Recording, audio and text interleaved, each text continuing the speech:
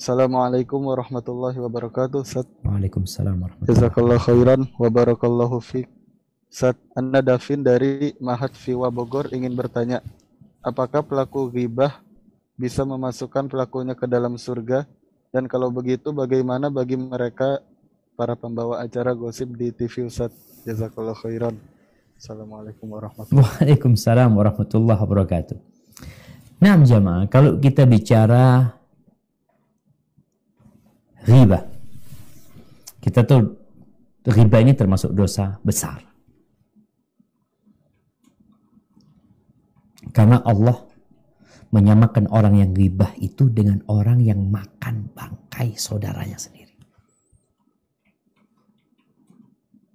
Makan bangkai saudaranya.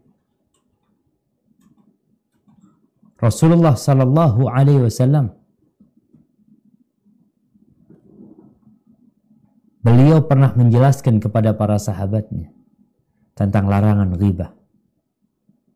Lalu ada sahabat yang bilang, "Ya Rasulullah, gimana kalau yang aku omongkan itu nggak bohong, memang beneran ada di dia?" Kata, itu yang namanya ghibah, kata Nabi alaihi salatu wasallam. Kalau engkau dusta, maka itu namanya fitnah. Maka orang yang ghibah perlu bertobat kepada Allah Subhanahu wa taala. Dan tobatnya orang yang ghibah nggak sama seperti tobatnya orang yang meninggalkan sholat. Orang meninggalkan sholat itu urusan dia sama Allah. Tobatnya udah sama Allah. Sholat engkau, minta maaf sama Allah. Tapi kalau engkau ghibah, engkau punya dua jalur dosa. Dosa kepada Allah yang engkau harus bertobat. Dan dosa kepada orang yang engkau ghibahin. Maka engkau perlu minta maaf sama dia. Minta dihalalkan sama dia. Kalau bicara acara gosip, acara gosip-gosipan ya, ada macem-macem lah nama acaranya. Tapi yang jelas yang mereka lakukan adalah ngomongin orang. Ternyata ada ghibah yang diperbolehkan. Al-Imam An-Nawawi rahimahullahu ta'ala mengatakan al-qadhu laysa bighibatin fi sittatin mutadhallimin wa mu'arrifin wa muhadzirin wa mujahirin fisqan wa mustaftin wa man talaba al-i'anata fi izalati munkarin. Ada mencela orang, menceritakan keburukan orang yang tidak termasuk ghibah. Itu ada 6 yang tidak termasuk ghibah.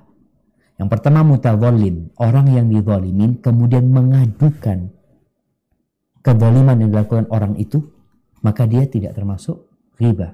Saya dipukul, Pak. Tentunya kepada pihak yang bisa membantu dia. Begal, yang begal saya fulan, umpamanya, yang mencuri fulan, itu boleh menceritakan kejelekan orang. Yang kedua, wa mu'arrif, orang yang sekedar memberikan identitas ya buat orang, umpamanya.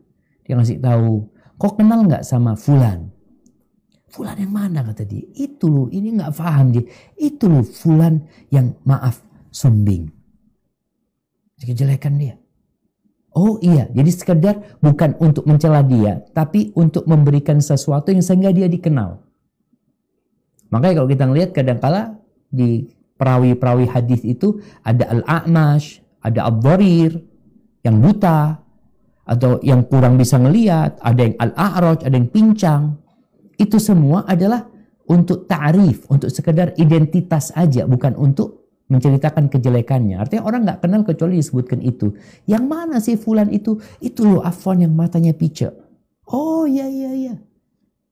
Namanya seperti itu. Baik, yang ketiga muhadzir. Kita menceritakan kejelekan orang untuk mewanti-wanti masyarakat. Hati-hati sama fulan. Fulan ini peminum. Jangan berteman dengan fulan. Itu boleh. Untuk memberikan pencerahan. Atau masuk muhadzir itu juga ketika ada fulan kepingin tanya, gimana ada fulana mau menikah sama fulan, gimana menurutmu fulan? Aduh fulan hati-hati, dia itu udah pacaran sama fulan, hati-hati sama dia. Maka itu boleh.